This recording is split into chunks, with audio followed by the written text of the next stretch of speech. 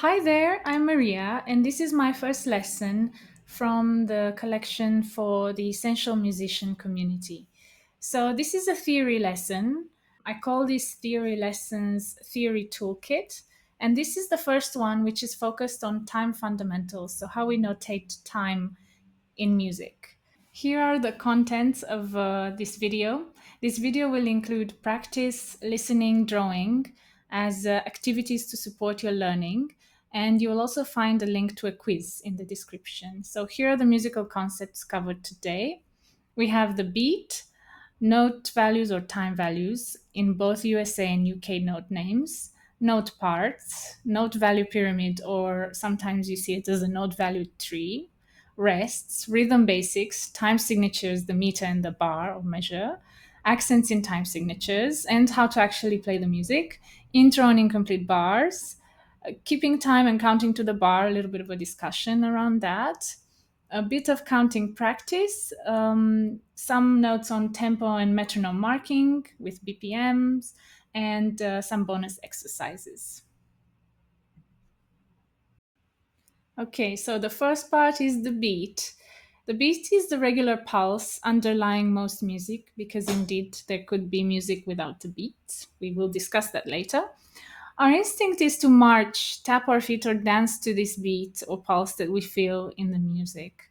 The beat organizes rhythm in the following way: the sounds we hear are measured and played according to and against this beat. So, this beat is essential because this is how you measure the length of sounds. You have to have a regular beat. Now, I'm going to play some musical examples, and they're going to be played with a metronome so that you can hear the beat in these examples. The metronome is a device that produces a regular audible click to help musicians keep time while playing music. The original metronome from 1816, patented by Mazel, is a mechanical device that features an adjustable weight on a pendulum, allowing users to set the speed, or we call it a tempo, in beats per minute, which we call BPM, for practice. Nowadays, digital metronomes are available to use for free, online, or as phone apps. The metronome has become indispensable in the modern age of electronic music.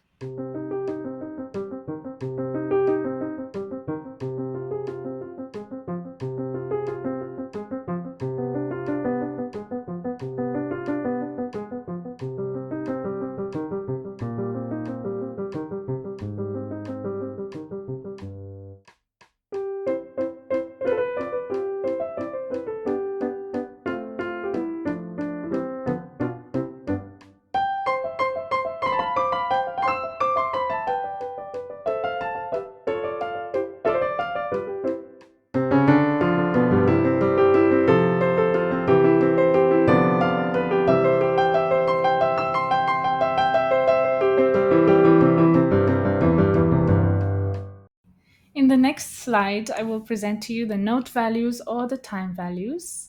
I think you've certainly seen some of these before, at least as emojis. So the note values or time values, they show us the specific duration or length of individual sounds. These sounds are measured against the regular beat or pulse that we mentioned earlier. So this table on this page shows the most common time values, which are essential for understanding how to create, read, and write rhythms. I mentioned create because I do want in my essential musician community to work exactly on this, to work to create rhythms, to write them, and of course to read them better. Now, the eighth notes, or the quavers, the 16th semiquavers, they look slightly different when several are joined together, just like you see below in the single notes and paired together example. So take a look. There are different names for the note values and time values in the USA and the UK. Yeah, so you can see the symbol on the left, and the USA note name is a whole note, and then the UK note name is a semibreve for the same symbol. So try to go through this table and familiarize yourself with how the notes look like and what they are called, because indeed we will need their name. We will need to refer to them using their name. So it's good to know how they're called. In the next slide, you will see the note parts and how we call each of the note parts. So we have a stem, and I included a flower stem in there. It's a good way to associate the stem so you know how it's called. The flag, which is this wavy little bit on top of the notes, the shorter values have those kinds of flags. The note head is the circular part of any note. It doesn't matter how long it is, right? So it's always the notes, no matter how long or short they are, they always have a note head. You'll absolutely need that. And the beams, they're useful when you want to join the notes together. And I forgot to mention, but indeed, you'll see these notes also with the stems down, or the beams downwards, or the flags downwards. And they'll be on the left side of the note. But I think we will practice this anyway in the chapters where we'll be writing music and creating music. So we'll write notes with the stems up and with the stems down. You'll get to practice that. And next, we're going to be talking about the note values pyramid. So, the most important aspect of those note values that you just seen on the previous slide is how they relate to each other. So, let's say the whole note or the semibrief is evenly split into two half notes. We also call them minims. A half note or minim splits into two quarters, which we also call crotchets, yeah? And so on. So the ratio between these values stays consistent. This is the most important aspect of these values. We have to know how they split, how they join together, and this is what stays consistent no matter what. The value that is most widely used to represent the beat, so the unit, the regular pulse that we discussed earlier, that is the quarter or the crotchet note. Yeah, so this means that in much of the music that you study as a beginner, it's that note that gets one beat. But that's not set to stone. You will see that the more advanced you get, this can change. But it's important that you know which value gets the beat, and it's true, it's this note, the quarter note or the crotchet note, that will get one beat. As a beginner, you pretty much only study music that has this kind of setup. Later, things can get more advanced, of course. There's a little bit of a drawing activity for you. You could pause this video and copy these note value pyramid in your notebook. This is very, very useful because you will know exactly how they split and how they join together to make shorter or longer values. All right, the next slide, I'll be talking about rests. I've had some issues recording, so this looks entirely different, so apologies for that. Rests in music are intervals of measured silence, shown by specific symbols, just like the note values. Every single note value has a corresponding rest, which is silence that lasts exactly as long as that note value. So you'll see the corresponding rests to those note values that we saw earlier in this table on this page. You'll also see that there's a quiz linked below, and you'll have a little bit of music math over there with rests and with note values. It will just help you get a better grip on the ratios between them. So you'll just do a bit of recognizing them and adding them up and seeing how they relate to each other. That's basically what's the most important thing with these note values. Now, a little bit about rhythms or rhythm. Rhythms are sequences of note values and rests that we create patterns with. So rhythms are one of the foundational characteristics of music. And what that means is that if you change the rhythm in a piece of music, you may not even recognize the piece, the music. This makes rhythm an essential feature of music, one that is crucial in the very make of that piece. And we will discuss this more in later chapters, like in the chapter Musical Characteristics. After this, I suggest you do a bit of drawing. Draw a rest pyramid, very similar to the note value pyramid, by copying the note values pyramid on the previous page and replacing those values with these corresponding rests. If you have trouble telling the difference between the top rests, the one that has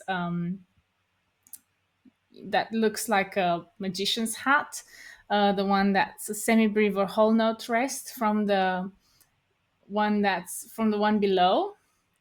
Try to imagine two different kind of hats. One is the turned upside down, the magician's hat, and the other one is a regular hat. Meter, time signatures, and the bar. This is what we're dealing with on this page.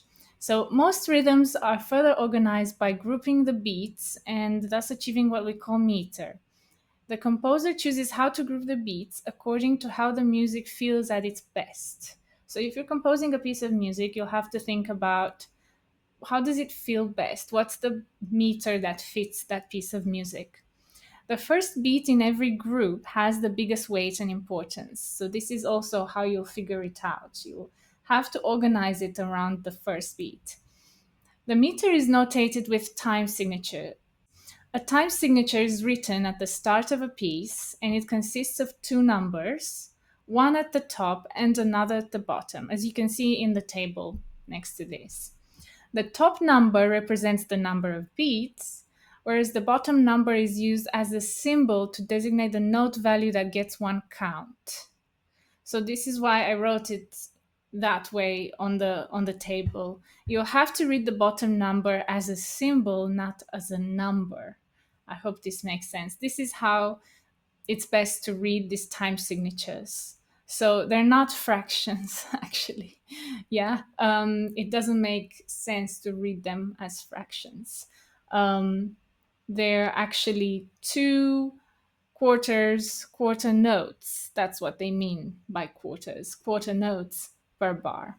And that's a complete measure if you're in that time signature of 2/4. So it means that there are two quarter notes or crotchets in one bar, and that's a complete bar. The most common are time signatures of 2 beats, 3 beats, and 4 beats, just like you see in the example. Time signatures are the basis on which we then create bars and measures of music. So once you've decided what your grouping is, then you're going to have that number of beats every single bar of music, and you'll see this bar line that delimitates the measures or the bars. Yeah. Our rhythms will then be split into these bars of the number of beats denoted by the time signature.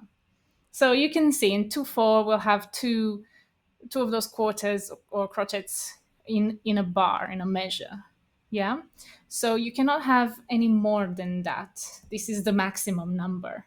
And if you have less, well, that's a specific situation at the beginning or the end of a piece. That could be an exception. But for the most part, these bars have to be complete.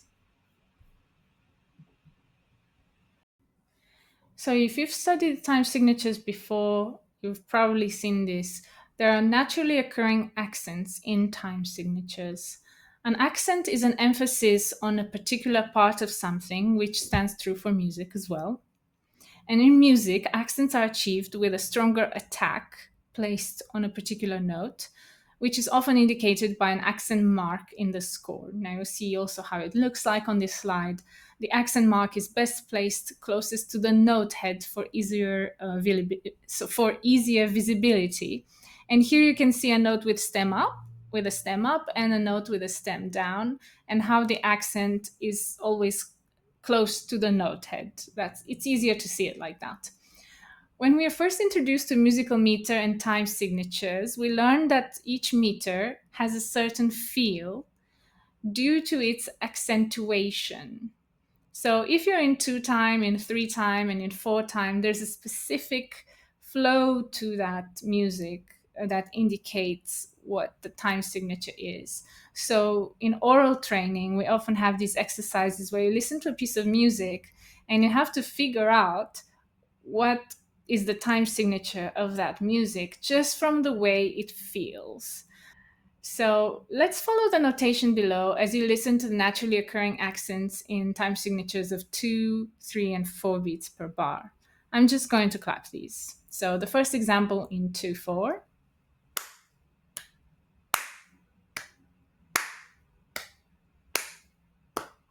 And then in 3/4.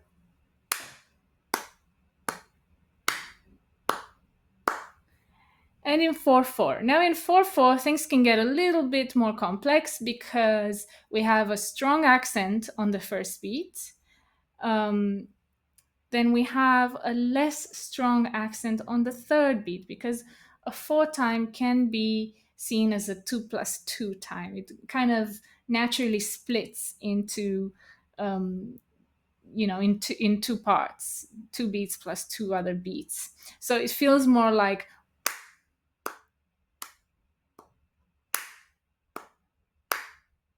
a bit like that. There's a strong one first beat,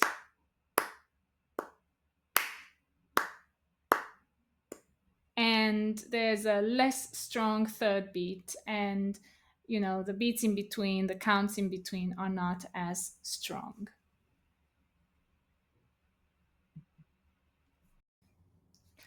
All right, and now I will contradict what I just said earlier, which is the paradox that you deal with when you're learning music. But you can kind of get to love it, in time. I think that's why musicians are a little crazy. Anyway, I digress. So, we talked about accents in time signatures. However, when you actually perform music, you realize that it's best performed according to the musical phrases, which are bigger than one bar. So if you put an accent in every single bar of the music, it will feel more fragmented. So listen to this example that I'll play first with accents on the first beat on each bar, also called the downbeat, and then without accents. Do you notice how it sounds smoother without the accents? That's because musical phrases usually stretch beyond a single measure, so they're beyond a single bar. Accenting every bar can make the music feel fragmented. Accents on the downbeats, on the first beat, are mainly an organizational tool, they're not a strict rule. Once you understand the melody, focus on musicality and the bigger picture and use accents only where the composer intends them. So here is where you use a bit more of your musical instinct and you have to figure out how the music flows best. Most likely, you won't really want an accent at the beginning of every single bar because that's going to sound very disjointed. I think an exception to that would be if you have a march, but in that case, the composer will actually notate the accents. So if the composer wants an accent in every single first beat of the bar, they will actually write it down. So let's listen to the two examples. First, with accents on the first beat of every single bar, and then without the accents.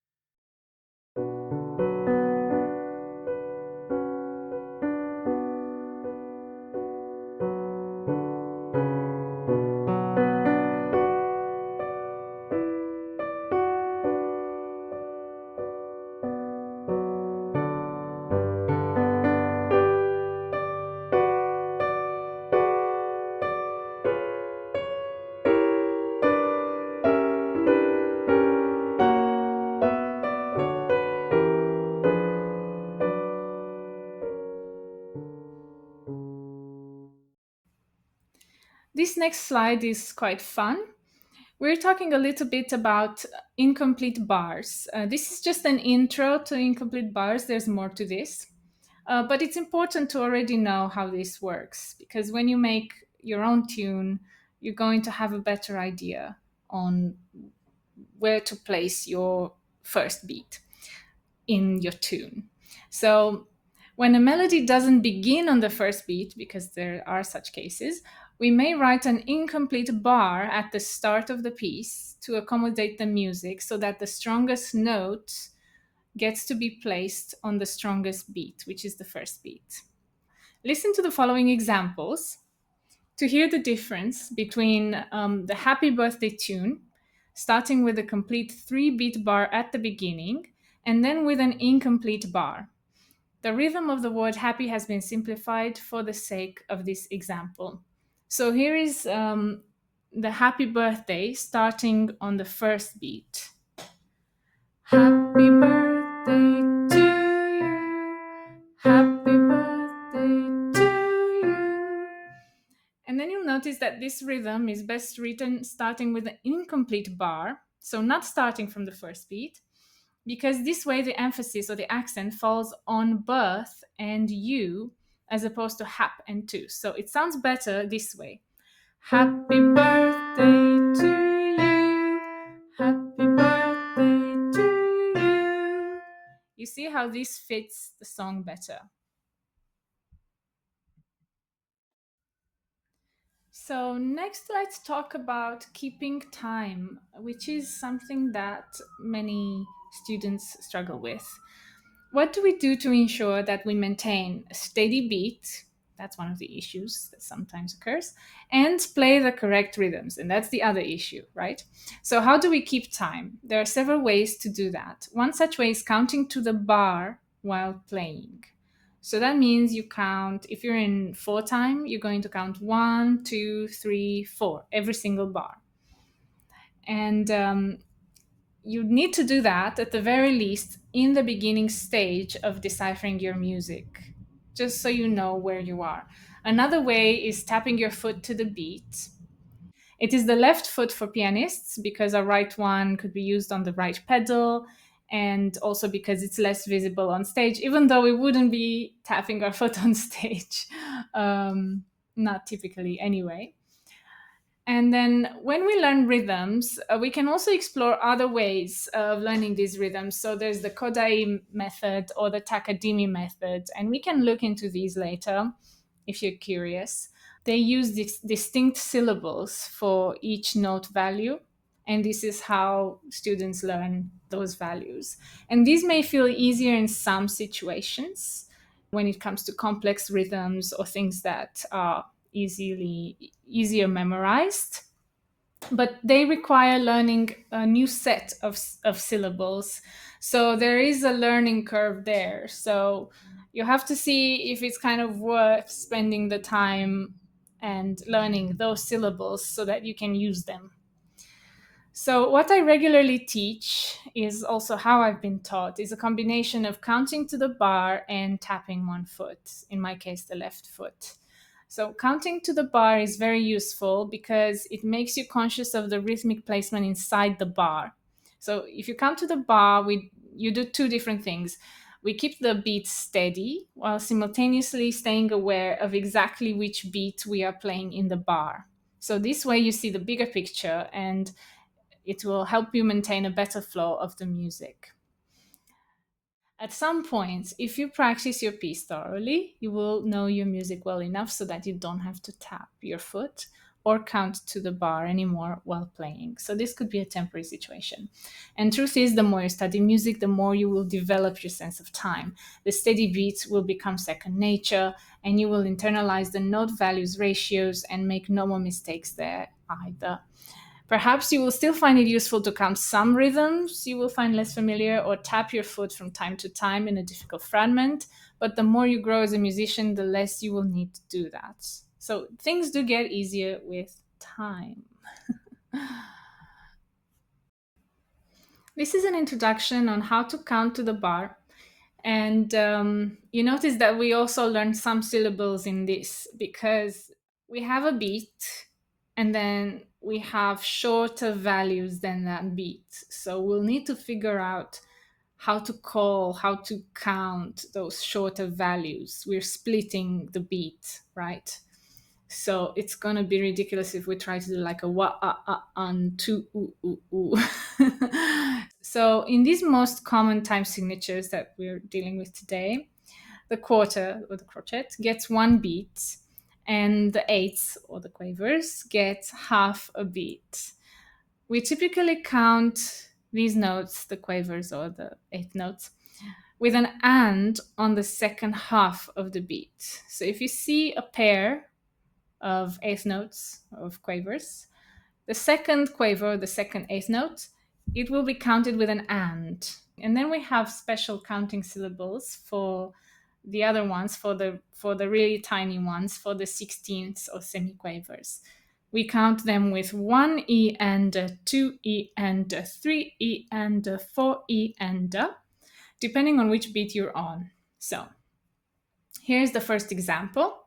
I will just pick a note and play and count at the same time. So here it goes.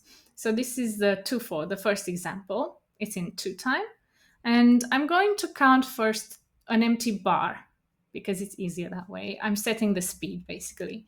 So the speed is going to be 1, 2, 1 and 2 E and a 1 and 2. 1, 2 E and a 1, 2. And you see this little blob here. It says that at the end of a piece, the last bar is marked with a double bar line, such as the one seen in the following examples. So I'm teaching you a little bit about notation here as well. Okay, the second example is in 3/4. This is the first empty bar. 1, 2, 3. 1 E and a 2 and 3. 1, 2, 3 and 1, 2, 3. 1, 2, 3. Now you notice what I did there? I actually counted the rest. You do need to count the rest to know how long it is. You cannot just let it drift or approximate because that doesn't normally work. So at least at the beginning, until you get good with keeping a very, very steady beat, you'll have to count out loud and you'll have to count the rests every single time. This is the third example. 1, 2, sorry, yeah, it's the third example, but it's in 4 time, yeah? 1, 2, 3, 4. 2, 3, 4. 1, 2, 3, 4. 1 and 2, 3, 4. 1, 2, 3, 4. All right, now is your turn. Count the same examples that you've seen me count before. So first, you'll have to set the speed and count at least one empty bar in order to make sure you know where the counts are. Don't go fast because if you do, when you get to the short note values, you'll be in trouble. This happens all the time. So here's the metronome beat to help you out. You're going to hear one empty bar first, and then you can follow alongside with the metronome and try to count your example. So this is the 2-beat one.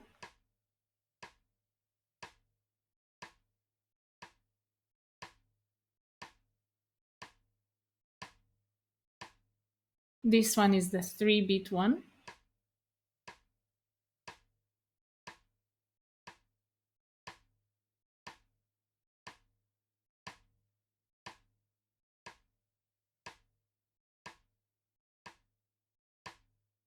And next is the 4-beat one.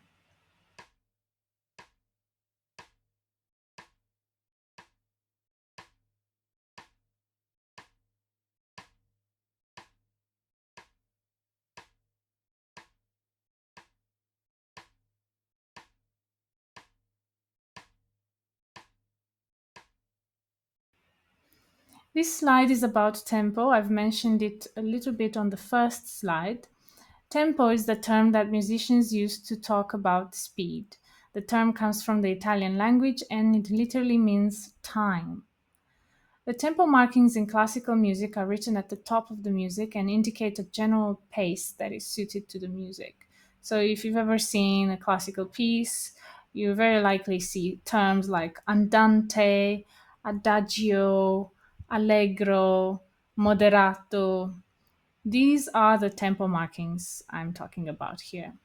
As we mentioned earlier, the metronome has become an indispensable tool for musicians, and composers notate their desired speed by mentioning the beats per minute value at the start of the music alongside those Italian terms. So, alongside adagio, you might see a BPM.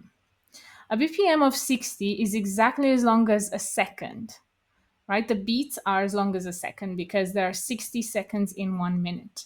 This corresponds to a tempo called largo or adagio, which means slow. Here are the tempo markings and their meaning and the BPM range that corresponds to them. So you've got grave, largo, lento, adagio, andante, moderato, allegretto, allegro, vivace, presto, and prestissimo. These are all Italian terms, and you might see them at the top of your piece. Next, we have a little exercise for you. Try to add the bar lines to the following rhythms. So you can pause this video and practice how to add bar lines to these rhythms. And here are the answers from the previous exercise. Here you can see all the bar lines that were missing. For further practice, if you want to take this to the next level, count these examples to the bar. So using the method that I showed you on the earlier slides, you can take each one of these and try to count it with the syllables. So remember the quavers or the eighth notes use an and the semiquavers or 16th notes. We have those special syllables for those. We have one e and a, two e and a, three e and a, four e and a. It's essential to set up your speed and have a regular pace before you start counting. All right, so this was it. This was my first very extensive lesson, I know, on the time values. I really hope this was useful, especially for those of you who needed some clarification around particular parts of these lessons. So thank you so much for joining and for watching this far. If you've watched the whole thing, I applaud you. Thanks so much for practicing with me. And please like and subscribe to see more videos like this and consider joining our community, the Essential Musician community. Thanks again for watching this far, and I'll see you in the next one. Take care. Bye.